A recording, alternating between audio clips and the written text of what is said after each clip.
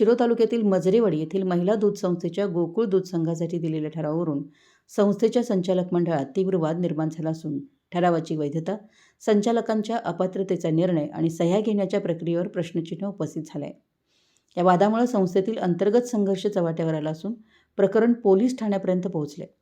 महिला दूध संस्थेच्या संचालक मंडळातील 6 सदस्यांनी एकतर्फी ठराव करून गोकुळ दूध संघासाठी ठराव दिल्याचा आरोप करण्यात आला आहे. याचबरोबर कल्पना रवींद्र नरुटे, राणीताई बाळासू कोकणी आणि सुरेखा बापूसू कागले या 3 संचालकांना 2025 मध्ये सलग 3 बैठकींना गैरहजर राहिल्याच्या कारणावरून अपात्र ठरवण्यात आल्याचा ठराव करण्यात आला आहे. मात्र संबंधित संचालक महिलांनी हा निर्णय बेकायदेशीर असल्याचा दावा केला आहे. या पार्श्वभूमीवर गुरुवारी सायंकाळी सुमारे 7च्या सुमारास अपात्र ठरवण्यात आलेल्या संचालकांसह त्यांच्या समर्थकांनी संस्थेच्या कार्यालयाबाहेर गर्दी करून पदाधिकाऱ्यांकडे जाब विचारला. यावेळी दोन्ही गटांमध्ये शाब्दिक चकमक झाली आणि वातावरण तणावपूर्ण बनलं. घटनेची माहिती मिळताच पोलिसांनी घटनास्थळी धाव घेत हस्तक्षेप केला व जमाव पांगवला. त्यानंतर दोन्ही बाजूचे प्रमुख पदाधिकारी व समर्थकांना पोलीस ठाण्यात बोलावून घेण्यात आलं. पोलिसांनी दोन्ही बाजूंचं म्हणणं ऐकून घेत लेखी तक्रारी स्वीकारल्यात.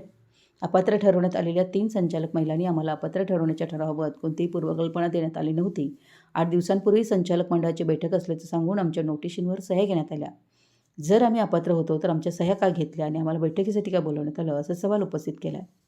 या संपूर्ण प्रकरणाबाबत संस्था सहाय्यक निबंधकांकडे दाद मागणार असल्याचंही त्यांनी स्पष्ट केलं.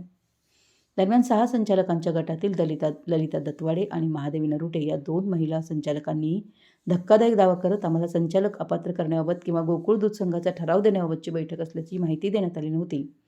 केवळ नेहमीच संचालक मंडळाची बैठक असल्याचं सांगून सह्या घेण्यात आल्याचं म्हटलंय. या भूमिकेमुळे ठरावाला पाठिंबा देणाऱ्या गटाची अडचण वाढली असून संस्थेच्या राजकारणाला नवीन वळण मिळालंय.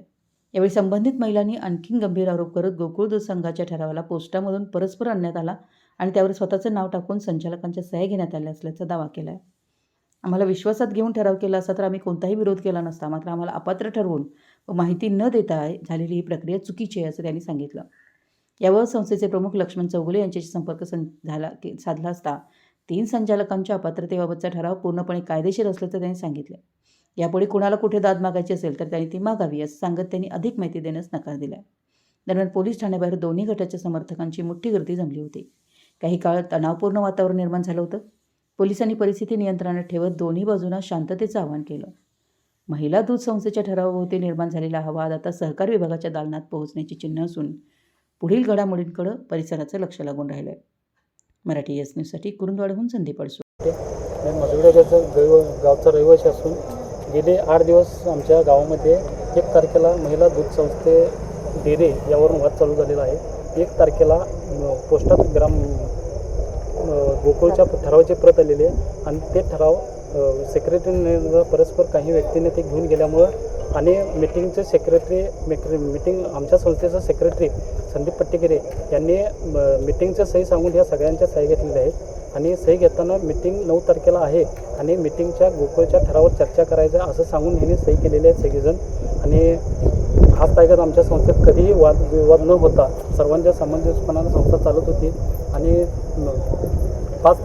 9 तारखेला मिटिंगच्या अगोदर हा ठराव गोकुळला 5 तारखेला गेलेला आहे. ह्याच्यामुळे या 4 दिवसात वाद झालेला आहे आणि 9 तारखेची मिटिंग 8 तारखेला ठरवून 8 तारखेला घेऊन आम्हाला विश्वासात न घेता आमची 3 जणांची नावं म्हणजे राणीताई बाळासू कोकणे, कल्पना रवींद्र नोरटे, सुरेखा बापूसू कागले या 3 जणांची नावं कमी केलेली आहेत. आणि याचं कारण असं दिलेलं आहे की 16 एप्रिल 2025 ते 27 सप्टेंबर 2025 या कालावधीमध्ये मिटिंगला अनुपस्थित तुम्ही होता हे कारण देऊन आमची 3 जणांची नावं कमी केल्यात. ह्याच्यामुळं आमच्या ह्या लोकांच्यावर किंवा ह्याबद्दल आम्हाला रोष आहे.